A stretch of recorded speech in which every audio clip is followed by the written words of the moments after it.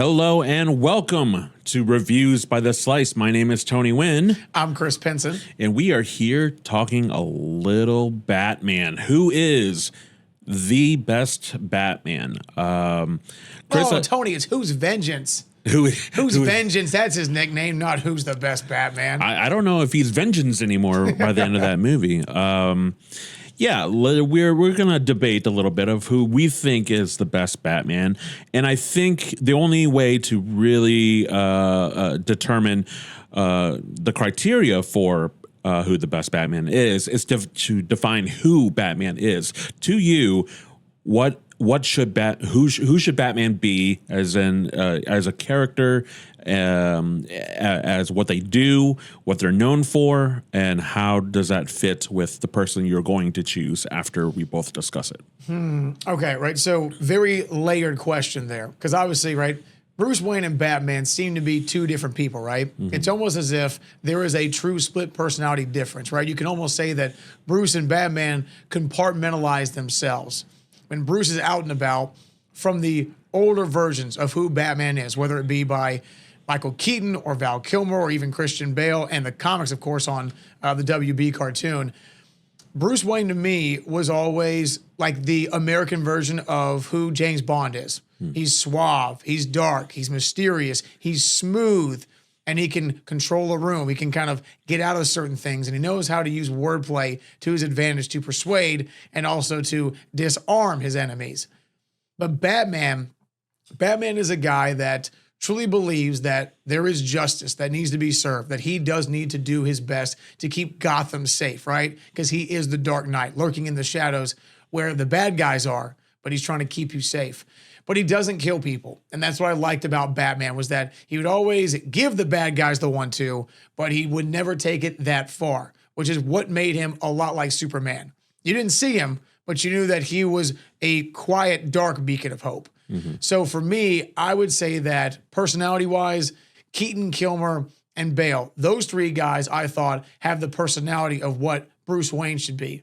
When it comes to Batman, personally, I love the fact that Christian Bale was the first Batman actor to actually go, wait a minute, if I talk in a normal voice, my enemies, even my friends and allies, they would know who I am, because anybody can tell they're a friend's voice just even closing their eyes. So I thought Christian Bale did the smart thing and changed his voice.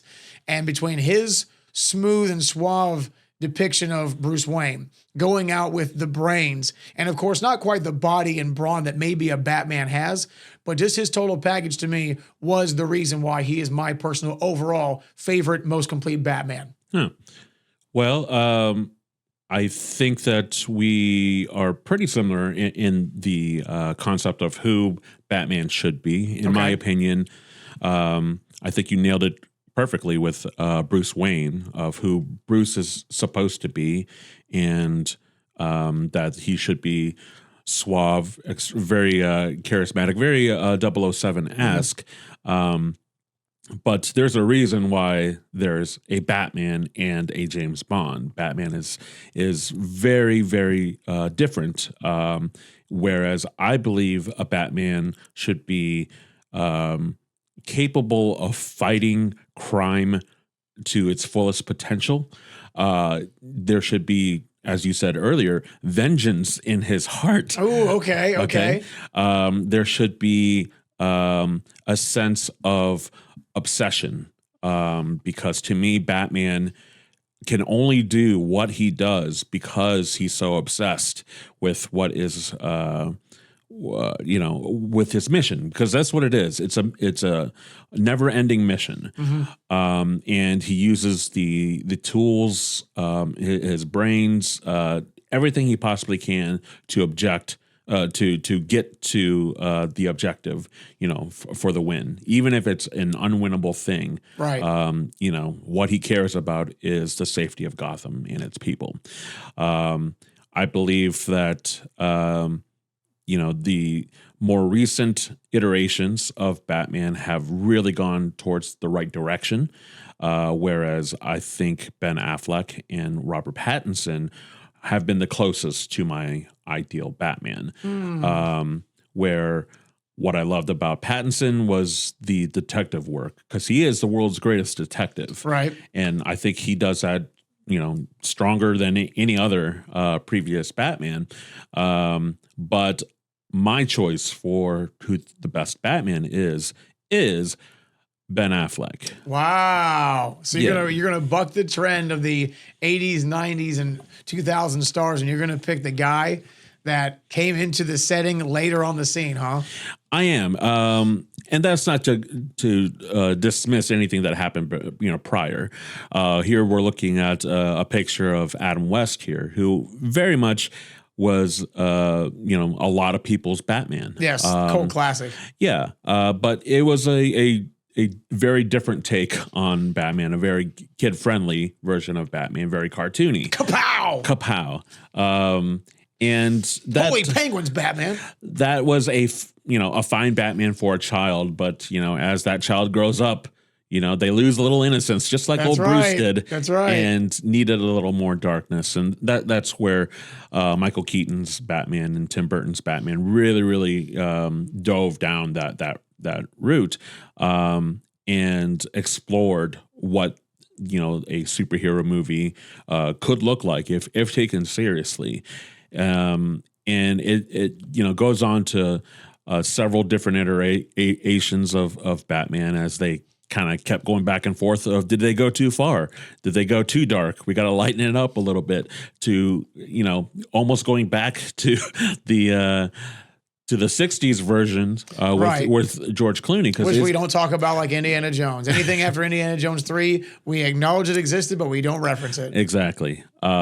So this is where Time for a deep freeze.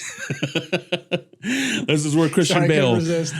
brings back the realistic grounded Batman. Yes. Which I can see why you chose Batman. In fact, The Dark Knight is one of my favorite movies. Hard to argue with it, man. Just absolute pure cinema. Yeah. There's no argument there. And Ben Affleck, though, I was completely surprised by the choice. Man, did he kill it! And I'll come back to it. But there's definitely a reason why I'm going to make you believe that Ben Affleck is the Batman. Oh, you got a good argument. And not to this Batman, not the Batman, this Batman. Batman. I think Robert Pattinson has the chance to become the best Batman. Best Batman. Potentially. Sheesh, boy, you got some strong opinions today. My I gosh. do. Yeah, I do. And it's just because, it's early in his Batman career. Right. And what they've done already has been fantastic. So he can grow into it. He can develop it. He still needs to become Bruce Wayne, but his Batman is a Batman that's very young and is learning how to Batman and how to Bruce Wayne. Okay, so let me throw a wrench at you here. What do you think about the fact that Batman has kind of flip-flop back and forth, right, in age recently, right? Because again, Keaton, Kilmer, Bale, Affleck, right? These four different Batman have all been middle-aged guys, right? Between, let's say, somewhere in their late 30s to mid to late 40s. And we know that Batman is human. Unlike Superman, he does age. Time will win the battle against him. So what do you think about the fact that they went with this same arc for 4 straight Batman and then went to Pattinson and said, all right, let's make you younger. Let's give you a darker mood, a more brooding, a more emo-ish mood, if you will. Sure. I think, most of the actors I think Pattinson being the youngest when casted, they're all roughly right at 40. Okay. And so going with a younger Batman, I think it just, you need an origin story, but you don't need to talk about, Thomas Wayne and Martha Wayne. Right. Kind of like how the new Superman was like, hey, look, you know the deal. We he all crash know landed. We got the spiel, right? Yeah. Let's just go with it. Yeah, let's go into it. Yeah. I think that's the best way to introduce people to the character, remind people who the character is, and just being able to go straight into it and just be like, we know you're not dumb. like let's just go and go with it, because Yeah. these are very, very iconic people. So yeah, I think if we go back to your boy Christian That's Bale, right. I think what he was lacking was kind of in the Batman department, where he was not a detective. He relied heavily on Lucius Fox. He did, which is a fair point. And to me, Batman, I feel like, should be able to be self-reliant, and the struggle is letting other people in to help him out. Outside of Alfred. Right. And like Alfred is perfectly fine, but like, there's a reason why we haven't seen a Robin in a long time too. I was gonna say, right, there seems to be some kind of pattern here that after the whole George Clooney debacle, they're like, yeah, we don't really need Dick Grayson around anymore. Like, let's cut ties with that. Right. And yeah, I want Batman to feel like he's completely capable of doing stuff until he isn't able to, and how will he, come out on top at the end.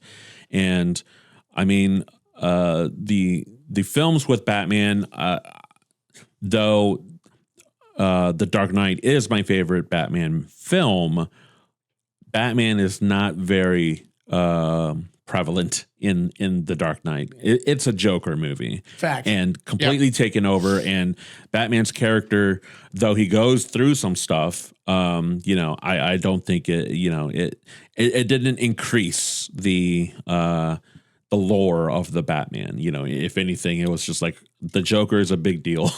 Yes, he was the deal. Yeah, which unfortunately we didn't get to see more of by the third movie. And the third one, my only real problems with it is, like, I think Christian Bale's voice, his Batman voice just gets turned up another 100-fold, where it's just almost incoherent. What did you like about my voice, Tony?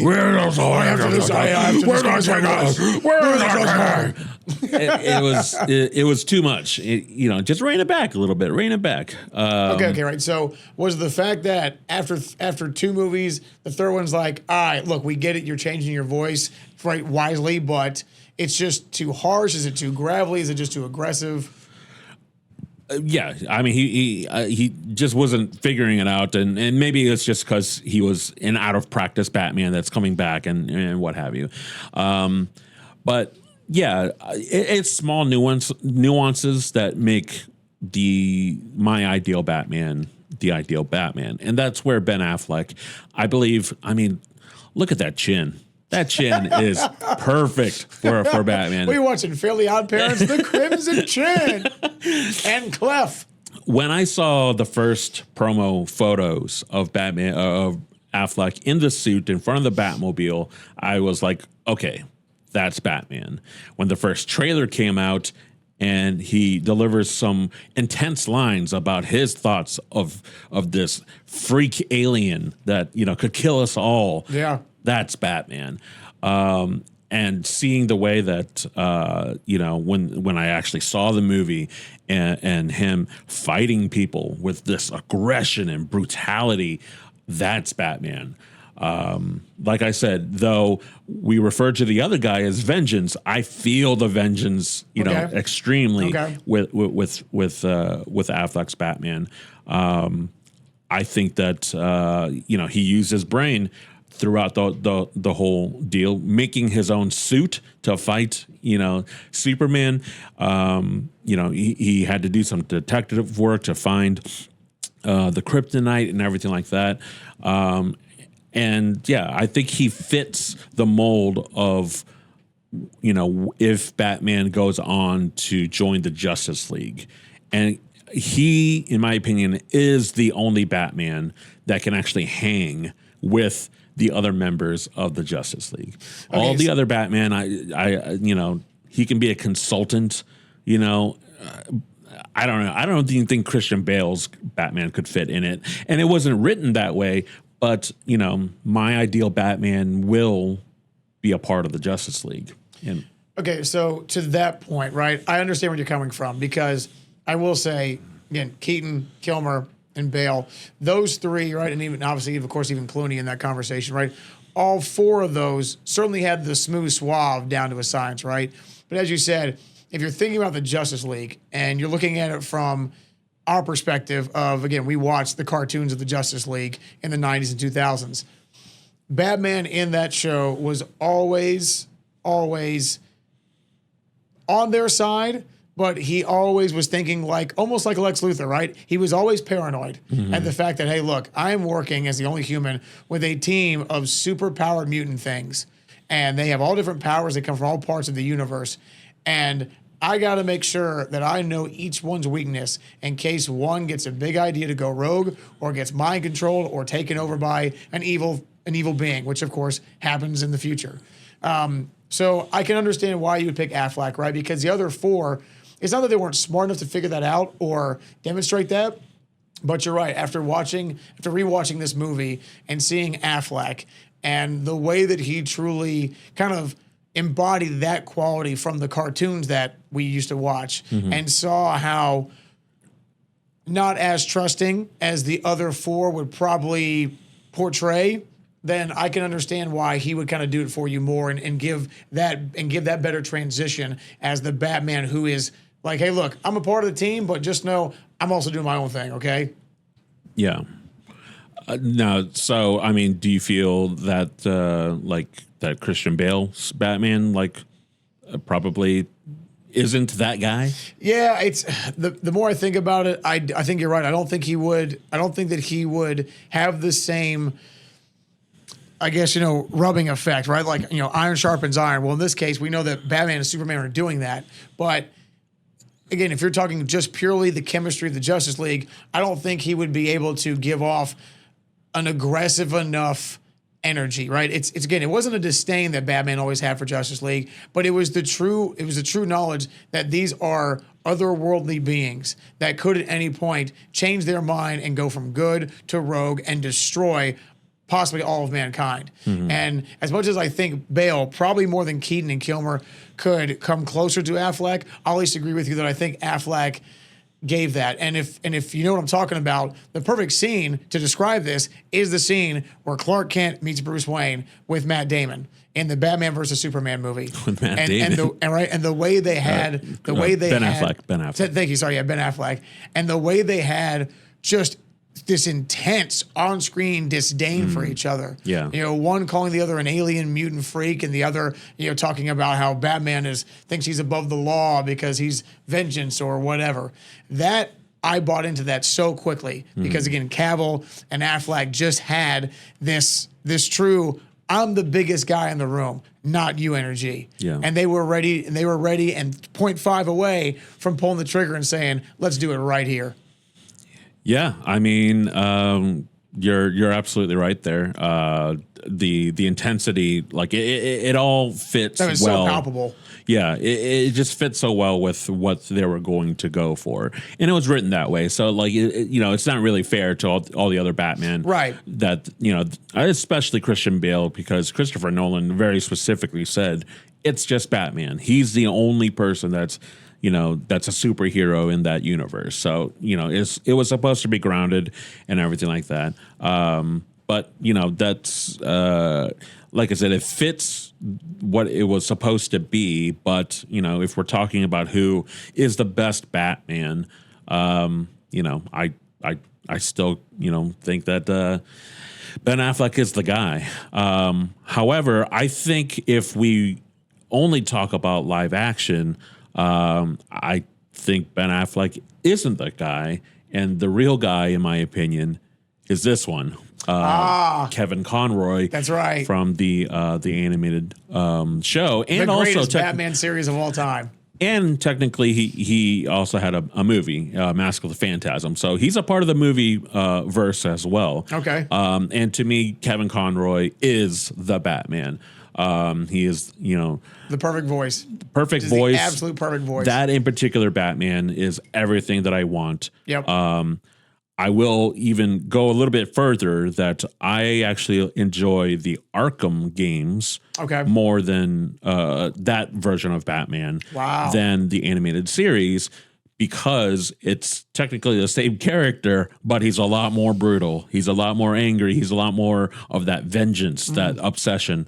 I think that, the animated series was limited from the full potential of Batman because it was a kid's show. Okay, so I know we've had this in sidebar conversations off air, but I'm going to ask you a question. When it comes to your music choice, do you, at any time, would you put on heavy metal or headbanging music or grunge or punk music just out of hey, I want to listen to this right now, whether it be going to the gym or driving in your car? Metallica is my favorite band. Okay. Now I will tell you, right? I do like Metallica. I don't know a lot of their music, but I like some of their songs, right? But you would gladly sit down and just go through a whole Metallica album. Any chance I can. Okay. Yeah. Okay. Well, maybe that's where the difference is, because to me, right, you're more of a heavy metal kind of headbanging guy there with that music choice, which to me kind of makes sense why you would be in favor of this darker, just a more obsessed, more brooding Batman that we've seen from these last two guys, right? And even in the Arkham games. Yeah. Me, I don't mind that kind of music, but I've never been that kind of person where I'm looking or searching for a darker, more brooding, more layered individual like that. Okay. To me, I like the smooth suave that we get from the Bruce Wayne character. The Batman, to me, again, because I've seen so many versions of it and I understand that, I don't know if I necessarily want to see Batman in more of a darker light. You want to see Batman on a yacht. No, not a yacht. Not a yacht. Rock. Not a yacht. But again, right? It's. Maybe as you said it, it's like growing up as a kid and between watching the real life action movies and then watching the WB series. That Batman, Kevin Conroy's Batman, was perfect. His voice was perfect for the temperament of the role. And also, I thought that show did a great job of giving us a vulnerable Batman at times, right? That would break down to Alfred, right? Or would be at the wit's end and finally give us some real emotion. But it wasn't too dark to where I thought, as a kid, can we just stick to fighting crime? And I get it, you're conflicted all the time, but can we just worry about the crime? And that's what I liked. It gave you dark times, but also gave you a fixation of, hey, Alfred, I don't care if I'm hurt. I don't care if I can't move. We got to figure out what to do to save the world and save Gotham from the bad guys. Yeah, for sure. How you like that? How you like them apples? Sorry, that's what we needed. Had to throw Good Will Hunting in there. That's fair. Well, yeah. That was that's our take on Batman. There is another Batman that we didn't talk about. That's a Lego Batman. Did you really right? include Will Arnett? Well, it's only fair. We're talking movie Batman here, and all of them had the chance to do their part. And honestly, if you haven't seen the movie, the Lego Batman movie is pretty solid. It's actually pretty funny too. Very funny. Yeah. It explores Bruce Wayne and his psyche and everything like that. It's actually a pretty solid film. But is he the voice of Batman? Is he the Batman? No. Chris, any final thoughts? Again, when I went back and rewatched Batman vs Superman and I gave Affleck another chance to kind of truly understand his character, I really did believe that he pulled off the suave and smoothness of the previous characters that I liked. But yes, his action towards trying to find the answers, being consumed by what he needed to know, having that obsession, that was a good look. Again, maybe a little darker than I thought that I wanted, but overall, I did like him a lot. And you did make it a great point. I did believe that I do agree that Christian Bale, his character, his Batman, did rely too much on outside detective help, and so I thought maybe they could rein that in. But outside that, he's still my guy. Oh my gosh, who is this masked man? Tell me, do you believe that Ben Affleck is the Batman? Because he is. And that's all I have to say about that. I can't see anything ahead of me. So, that was our episode. For Chris Pinson, I'm Batman. And this has been Review by The Slice. We'll see you next week.